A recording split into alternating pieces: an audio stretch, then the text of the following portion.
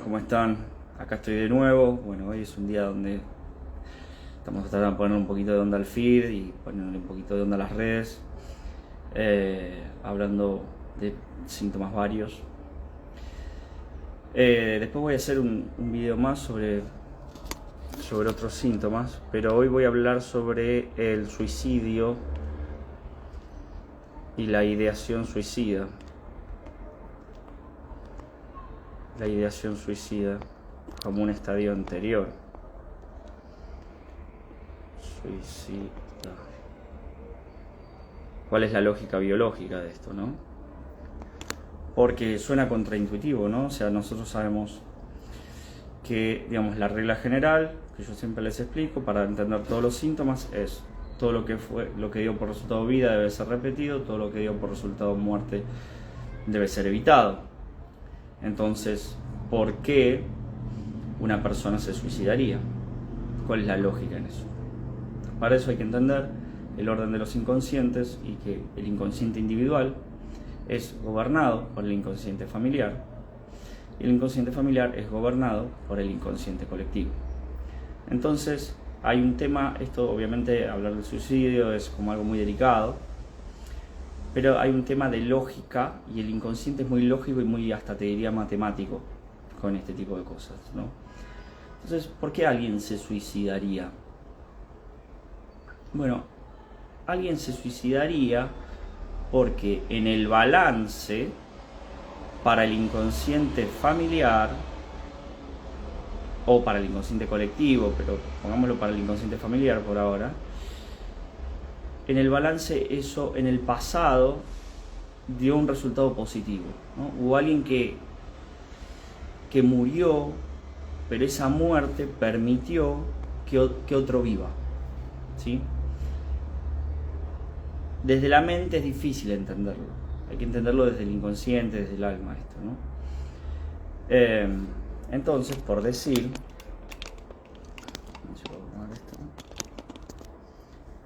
o sea, en general, digamos, la estructura familiar que se observa es más o menos la siguiente. Les voy a contar el caso más del libro, el caso más común del suicidio y de la ideación suicida. O sea, la ideación suicida es un estadio anterior al suicidio. O sea, básicamente las dos cosas tienen la misma lógica, solo que son estadios distintos, ¿no? Es como hice el video recién de la osteopenia y la osteoporosis. La osteopenia es un estadio anterior a la osteoporosis. La gingivitis es un estadio anterior a la periodontitis. Bueno, de la misma manera, y hablando de un síntoma de la realidad, tenemos la ideación suicida como estadio anterior al suicidio. El suicidio, en realidad, las personas que más lo sufren, la persona que más lo sufre no es el que se suicida, sino los que quedan vivos, los que quedan con vida. Esos son los que sufren. Esos son los que eventualmente podrían venir a consulta. Alguien con ideación suicida podría venir a consulta. Pero muchas veces no. Viene a consulta un familiar, un amigo. Estoy preocupado porque mi amigo se quiere suicidar. Estoy preocupado porque mi hija se quiere suicidar. El tema de la ideación suicida, ¿no? O porque se suicidó. O si no, si el drama ya se desencadenó, entonces ya es directamente, bueno, hay un duelo gigante porque se suicidó mi hijo. O hay un duelo gigante porque se suicidó mi hermana, o mi mujer, o mi papá, o alguien, ¿no? Pero ¿cuál es la lógica de esto, no? Y tiene que ver con cuál es el valor que tiene cada uno de nosotros para nuestro clan y para el colectivo. Y eso va a tener que ver, entre otras cosas, con la edad y con la cantidad de instantes sagrados que haya transcurrido cada persona. Digamos que tenemos a alguien que se llama Mario Alberto, que a su vez tiene una hija, pongámosle por nombre Alejandra, y esa hija está embarazada y tiene un hijo, y justo cuando está embarazada de ese hijo, antes de que el hijo nazca, fallece su padre, fallece Mario Alberto. Y le ponen al hijo, le ponen Alberto Luis, ¿no? Alberto en honor al padre, al abuelo del nene que falleció, y Luis, bueno, por la razón que sea, digamos, ¿no? Entonces, ¿qué va a pasar? ¿Qué es lo que pasa después, digamos, ¿no? Vamos al después, a cuando se desencadena el síntoma. Más adelante, bueno, el nene crece, se vuelve adulto, etcétera, bla, deja embarazada a la esposa y empieza a tener ideación suicida, una cosa como una pulsión, un impulso, una fuerza interna que no puede tener, que le dice suicidate, suicidate, matate, mátate, mátate. ¿Por qué es eso? Eso es porque en el balance del inconsciente familiar hubo en el pasado un niño que nació y un abuelo que murió. Este nuevo Alberto, que es Luis Alberto, está relacionado por nombre, ¿sí? Está relacionado por nombre con su abuelo, Mario Alberto, ¿sí? Los dos son Alberto, por eso son dobles, ¿sí? Entonces, ¿qué pasa? En esa ecuación murió Mario Alberto, no se suicidó, murió. No hace falta que se haya suicidado, puede ser por suicidio, pero por la causa que sea. Pero ¿qué pasa? En esa misma época nació Luis Alberto. ¿Qué pasa? Luis Alberto tiene un valor ideológico mayor a Mario Alberto. Y no quiere decir, esto no es un valor en términos morales, sino simplemente en términos de biología. ¿Por qué? Porque el otro ya era abuelo, ya era grande, ya había cumplido 5 de los 6 instantes sagrados, le quedaba el último, que era la muerte. Ya había sido padre, abuelo, ya había sido concebido, nacido, ya había atravesado la pubertad, digamos. Esos son los instantes sagrados, siempre lo menciono a título de recordativo. Entonces, en el balance, en la cuenta que hace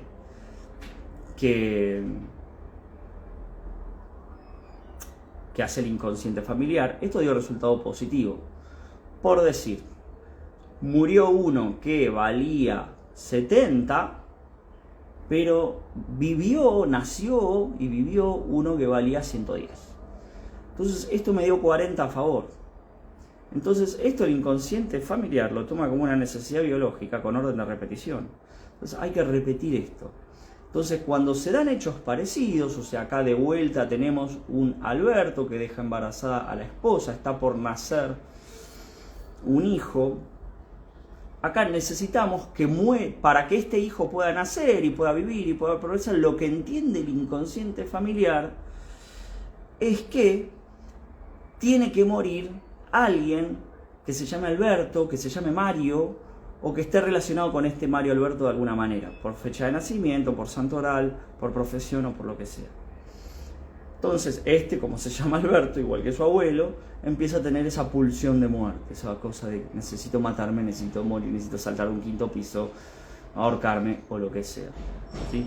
Y ahí la ideación suicida, que después lo puede cometer o no. Entonces, en definitiva, es una cuestión lógica, matemática del inconsciente familiar. Y una persona puede venir a consulta por esto. Y está muy bien, está muy bueno. O sea, vos podés venir a consulta porque tenés ideación suicida. Vos podés venir a consulta porque alguien cercano a vos tiene ideación suicida y a vos te genera una preocupación, una afectación emocional. O vos podés venir a consulta porque alguien se suicidó cercano a vos y no podés, te está costando mucho atravesar ese duelo. Todo eso es válido para venir a consulta. El síntoma, yo siempre lo definí como todo aquello que hace que tu vida no sea plena, o todo aquello que te molesta, que no te gusta, que te duele, que te genera emociones negativas, digamos. El síntoma es tan amplio, y he recibido muchas consultas sobre esto, ¿no? Personas que me dicen, bueno, mi síntoma es que sufrí una infidelidad, ¿no? Y pareciera como bueno, está bien, pero no, esto no es una gingivitis, una psoriasis. Pero en realidad eso sí es un síntoma. Eso sí es un síntoma, porque es algo de tu vida que no te gusta. Se suicidó alguien y no lo puedo superar. Me fueron infiel y no lo puedo superar. Vengo de una separación y no lo puedo superar. me genera dolor, me genera angustia, siempre estoy pensando en eso, no puedo dejar de pensar en eso. Ese es el tema sobre sobre los síntomas en general. Por eso está muy bien que las personas consulten por este tipo de síntomas. Digamos, llamémosle sucesos traumáticos, ¿sí? Infidelidades, muerte de un ser querido, separaciones, llamémoslos sucesos traumáticos, ¿no? Los sucesos traumáticos son decodificables. ¿Por dónde va a empezar la consulta? Bueno, por liberar todas las emociones que te quedaron ancladas por ese suceso traumático, ¿no? ¿Qué sentiste vos cuando te fueron infiel o cuando te enteraste de que te eran infiel? ¿Qué sentiste vos cuando tu hijo se suicidó? ¿Qué sentiste vos cuando te enteraste de que tu marido tenía ideación suicida? Todas esas cosas son decodificables, ¿sí? Entonces lo que se va a hacer es liberar las emociones. Por ahí primero las emociones más superficiales pueden ser la tristeza, la angustia, pero después va a haber emociones más viscerales como el enojo, la ira. Hay un psicólogo conocido, creo que no sé si lo contesto en otro video, Gabriel Rolón, que cuenta, que dice lo siguiente. Dice, a veces me viene una persona y se muestra triste en la consulta, en mi consultorio, porque su pareja lo dejó. Y cuando vos empezás a indagar, te das cuenta que ese tipo en realidad no está triste. Ese tipo está enojado. Por lo tanto, si bien tendemos a sacralizar un poco a los fallecidos, a los muertos, ¿no? Bueno, pobrecito, se murió, etc. En definitiva, el que quedó vivo fue abandonado. El que quedó, ¿se entiende? Entonces, suponete un caso bastante sencillo, bastante extremo, ¿no? Y por ahí peco de ser frío, pero les tengo que decir la verdad. Por ahí viene una madre, una persona, una madre que su hijo se suicidó. Y si vos pensás, vos sos una madre, suponete que vos sos una madre y tu hijo se suicidó, y vos pensás, se suicidó porque fui mala madre, se suicidó porque no estuve en tal y tal circunstancia. Y en realidad no. Se suicidó porque había un programa inconsciente que estaba dictaminando que se tenía que suicidar. Un programa inconsciente, ¿sí? Que es matemática pura, lógica biológica, ¿sí? Entonces, vos no sos responsable de que tu hijo o tu mamá o tu papá o tu hermano o tu hermana se hayan suicidado. Ellos se suicidaron por un programa inconsciente. Lo que pasa es que vivimos dormidos, vivimos en el avidya, ¿no? El avidya es la no sabiduría, la no toma de conciencia. Las personas que viven en el avidya, que son el 99% del mundo, son las personas que solo creen en aquello que se puede ver y tocar. Eso es vivir en el avidya. Como estamos en el avidya, es decir, las personas que solo creen en la materia y que no ven la no materia. Que muchas veces, yo he vivido ahí la mayor parte de mi vida, tampoco es que te lo digo desde la punta del Himalaya, como que soy el Dalai Lama. Entonces, tendemos a tratar de justificar mentalmente por qué se suicidó, ¿no? Entonces, podemos pensar que un tipo fue con su plata, se tiró toda la plata en el casino y si después se suicidó, tendemos a pensar que se suicidó porque perdió la plata en el casino. Y en realidad no es tan así, porque no todas las personas que pierden plata en el casino se suicidan. Mucha, poca, no importa, pero digamos, vos ves los casinos que hay en mi ciudad están llenos de gente. Y toda esa gente, cuando sale del casino, se suicida. Porque para que el casino exista, estadísticamente, o sea, en promedio, para vos que sos el que va a jugar, no digo que juegues, pero suponete que sos una persona que juega al casino, tiene que ser más probable que pierdas a que ganes. Estadísticamente. ¿Por qué? Porque el casino tiene que bancar toda una estructura, porque tiene que pagar su factura, porque le tiene que pagar a los empleados y aparte porque tiene que ganar plata. Porque ese es el objetivo del casino, no es hacer beneficencia, es ganar plata. Lo cual está muy bien, digamos. no, ningún juicio sobre eso. Pero para que eso suceda, tiene que ser más probable que vos pierdas a que vos ganes. Sí, en alguna vas a ganar, pero en promedio un jugador que va a jugar, no sé, una vez por semana durante un año, en promedio esa persona va a perder plata. Necesariamente va a perder plata. Y si no fuera así, no existirían los casinos. Ahora, si las personas que se suicidan porque perdieron su plata en el casino, o sea, tendría que haber, no sé, un montón de gente tirada con un tiro en la cabeza en la puerta del casino, esparcidos los cadáveres por las calles, por la calle, por la vereda. Y eso no ocurre. Porque la persona que se suicidó, el hecho de que haya perdido plata en el casino es anecdótico. La persona se suicidó porque había un programa inconsciente que indicaba que se tenía que suicidar. Por cuestiones del inconsciente familiar o por cuestiones del inconsciente colectivo. Es como por ejemplo las guerras, yendo al inconsciente colectivo de las guerras, ¿no? Vos decís, bueno, pero si todo lo que dio por resultado muerte debe ser evitado, ¿por qué se repiten las guerras? ¿Por qué cada tanto tiempo hay una guerra o una epidemia o lo que sea? Bueno, porque en el corto plazo disminuye por ahí la población mundial, porque hay una guerra y mueren 60 millones de personas, pero en el largo plazo aumenta la población. Digamos, suponete que la población era de 1.000 millones de personas en un momento X.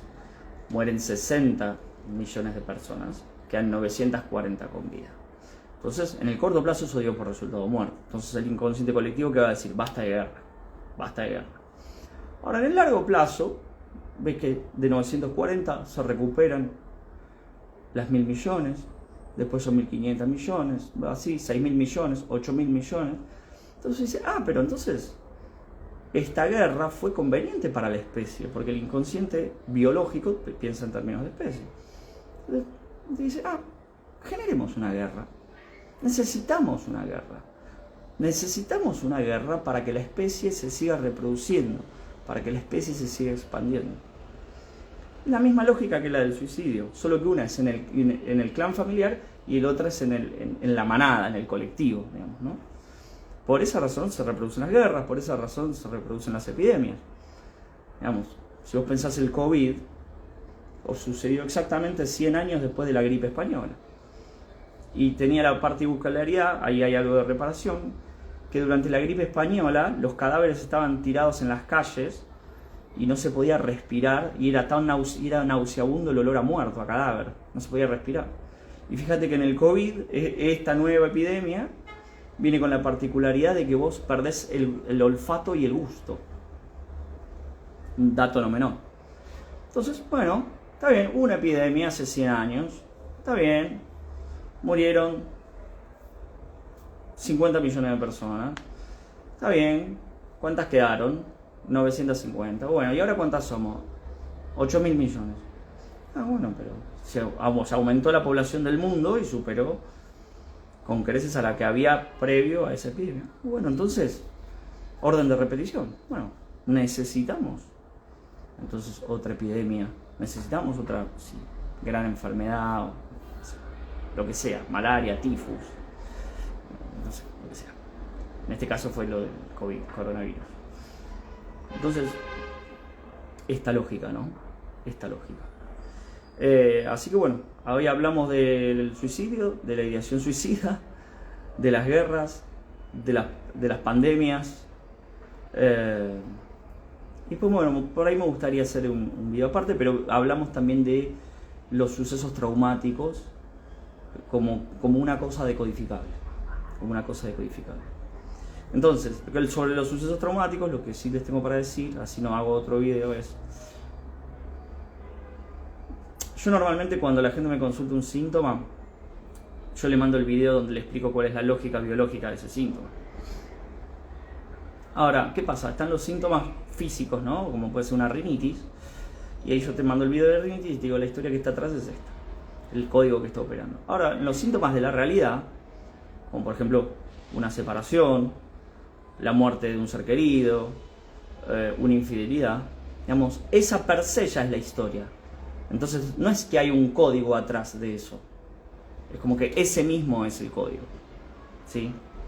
Entonces lo que vamos a hacer en consulta, cuando vos contrates a un terapeuta, un biodescodificador, que puedo ser yo, puede ser el que vos consideres capacitado, lo que vamos a hacer es liberar las emociones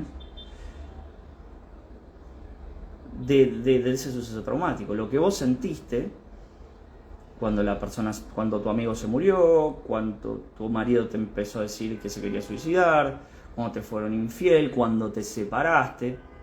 Vamos a trabajar sobre eso. Eso va a aliviar muchísimo la carga. Va a aliviar muchísimo la carga. Es como una mochila muy pesada que vos estás llevando.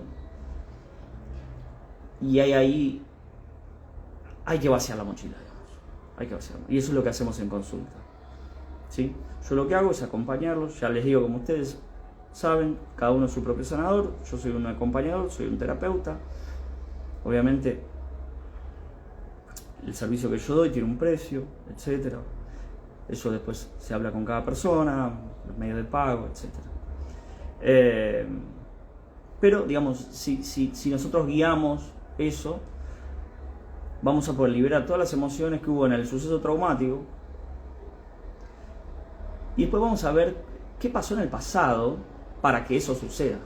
O sea, vos vas a entender, vos vas a liberar todas las emociones de ese momento en que te fueron infiel o que te enteraste, y después vas a ir hacia el pasado, tu pasado de tu vida corta, que es de tu concepción para acá, y de tu vida larga, que es hacia el infinito, hacia atrás en el tiempo, hacia el infinito, hasta la creación del universo, llamarlo el Big Bang, lo que sea. Pero bueno, vas a pasar por todos tus ancestros y demás, y vas a entender por qué fue necesario para tu inconsciente que te sean infiel en ese momento y en esas circunstancias. O que se te muere un amigo en esas circunstancias, en ese momento. O que alguien de tu familia se suicide. O que vos tengas ideación suicida. Vas a entender cuál es la lógica biológica, vas a entender el porqué. ¿Sí? Vas a entender el porqué. A veces hay síntomas que, desde lo físico, no se pueden reparar. O sea, no podemos revivir a los muertos, ¿no? Si vos me decís, y yo perdí un brazo en un accidente de trabajo, si yo decodifico, ¿puedo recuperar mi brazo? Y la respuesta es no. No podés recuperar tu brazo, porque no sos una estrella de mar. Pero sí podés tomar conciencia y entender por qué fue necesario que vos pierdas ese brazo. ¿Cuál fue la lógica biológica para que vos pierdas ese brazo? Tal vez vos perdiste ese brazo, no sé, suponete que vos sos diestro y perdiste el brazo derecho. Tal vez vos perdiste el brazo derecho porque está relacionado por datos con un bisabuelo que en circunstancias parecidas a las que vos estabas viviendo en ese momento se suicidó. Usó ese brazo para pegarse un tiro. Entonces, para vos, perder el brazo fue una reparación, fue una solución biológica a un conflicto ancestral. Bueno, no los quiero abrumar, chicos, acuérdense como siempre, los videos son tips. No dejen de dar sus pasos, ¿sí? Hagan su camino de consultas o hagan lo que consideren necesario para sanar, ¿sí? Yo propongo este camino, yo veo resultados en este camino, los veo en mí como paciente y los veo en mis pacientes como terapeuta. Veo que la gente está mejor, veo que la gente está feliz, veo que la gente está plena, veo que la gente sana sus síntomas. Yo he sanado síntomas míos, muchos. Y por eso lo recomiendo. No les recomendaría algo que no me haya dado resultado a mí. Digamos, yo soy mi primer conejillo de indias, si se quiere, ¿sí? El otro día una persona me preguntó por qué me había dedicado a esto. Y mi respuesta no fue porque yo quería ganar plata. Si bien está muy bien ganar plata, pero mi respuesta no fue porque yo quería ganar plata o porque yo quería decodificar a la gente. No, mi respuesta fue porque mi vida era invivible y había muchas cosas que no entendía. O sea, yo no entendía por qué mi vida era tan trágica y la vida de los otros no. Por lo menos vista de afuera, parecía una vida que más o menos se podía llevar. Y yo sentía que la mía no era llevadera. O sea, yo hice este camino de conciencia por mí. por mí, no lo hice para salir a sanar a la gente, ¿no? Por eso también cuando me preguntan, por ejemplo, si doy cursos de biodescodificación y demás, yo les digo que no. Yo les digo que no, y es verdad, no lo hago. Porque me parece que recomendarte que hagas un curso de biodescodificación no sería lo mejor que podrías hacer. No digo que no puedas hacer un curso de biodescodificación. Pero antes de hacer eso, mejor decodificar vos tus síntomas, trabajar vos tu interior, ¿sí? Eso te va a dar mucho más que hacer un curso de biodescodificación, ¿sí? O sea, ¿por qué vas a salir vos a sanarle la vida a otros teniendo la posibilidad vos de sanar tu vida? ¿Se entiende? Es un tema de valorización, de cuánto me valoro yo a mí mismo, ¿no? Después, bueno, si querés ser terapeuta y demás, está bien eso. Pero hay un orden para las cosas y una coherencia, ¿no? Primero, sana tu vida lo máximo que puedas. Y después, si te resuena, dedicarte a la biodescodificación o al coaching o facilitar medicinas ancestrales, eso está bárbaro. Pero eso es después, desde mi humilde visión. Desde mi humilde visión. Así que bueno, ya hablé mucho. No los quiero abrumar. Les agradezco su compañía. Espero que este mensaje, no sé, les toque alguna fibra de su espíritu. Les mando un beso grande.